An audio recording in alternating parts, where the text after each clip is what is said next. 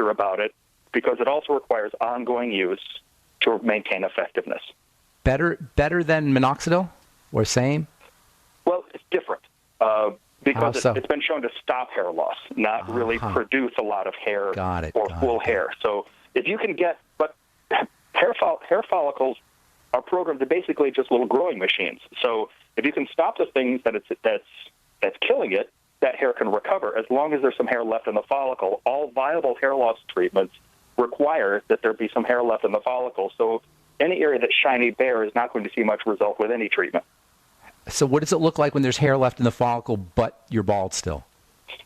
Well, if there's hair left in the follicle, then you're not completely shiny bare. Anybody who is, shiny up top. Shiny means dead. Usually, yes. Essentially. That's the problem with a lot of men's hair loss is we wait too long. A man will have 3 hairs left on his head and say, I'm thinning a little, maybe I should do something. Well, you waited a long time.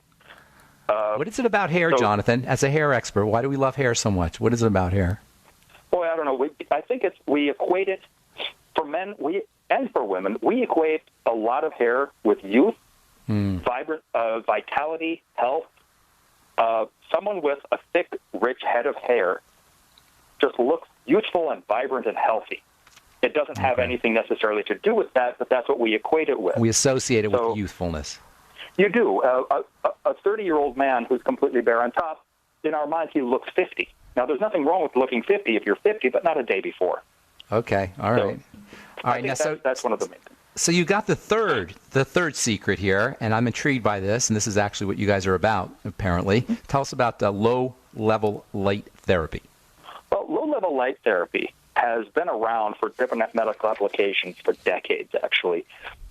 Phototherapy can be explained this way. Human beings are photosensitive. Our cells react to different wavelengths and powers of light. The chemical reactions happen in cells. That's why you use different wavelengths to get a different reaction.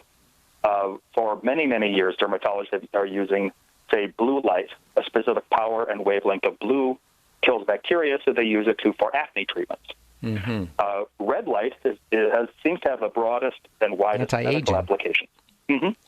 Red light is used for anti-aging because different wavelengths in the red spectrum and different treatments basically can trigger the cells to be more productive. They make them work harder and do what they do better. And skin cells and hair follicle cells, they're just self-repairing machines. So your light is a red light. You take advantage of red frequencies? Is that right? Mm-hmm. Yes. Uh-huh. The wavelength used to stimulate hair loss seems to be between 650 to 670 nanometer wavelength. Which is red? It's in the red spectrum. Yes, it's a specific range of spectrum within red. Delivered at a specific strength, stimulates the hair follicles to be more productive. So as long as they're not completely dead, if there's any life left in that follicle, even if it's shriveled down to a little hair, that hair can recover and become the hair it once was, growing vibrantly at about a ½ inch a month throughout its growth cycle. And these are treatments that you guys do in your office kind of thing? Well, we did for many years. We produced the most widely used clinical version of this big hood that looked like the old-fashioned hair dryers you see in salons. And it worked very well as long as you can convince somebody to show up in your clinic 3 times a week for 6 months, and it goes the way of many of my gym memberships pretty quickly. Okay, but did they get hair? Did they grow hair? Yeah. Yes, it worked very well. But again, you spend half your time. There's a medical again versus the practical, and your staff would spend half of its time convincing people to show up for their appointments, and they wouldn't. What we did was then take that technology and put it into a home use device, put it into a hands-free home use canopy that you wear on your head on a headphone platform to keep it stable, and you plug it into the wall for a consistent power supply.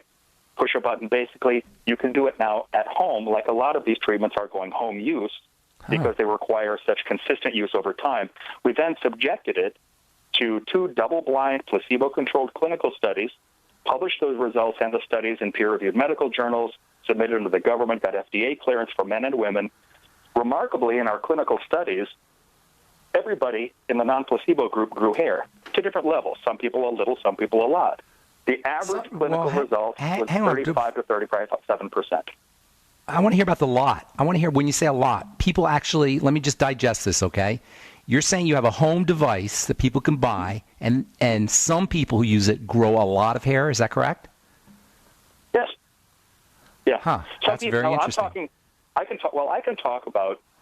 Well, I can just go with some of it, some reports, and some of it was clinical. I can discuss the clinical, saying here are the hair counts we did in our specific clinical study. That was not.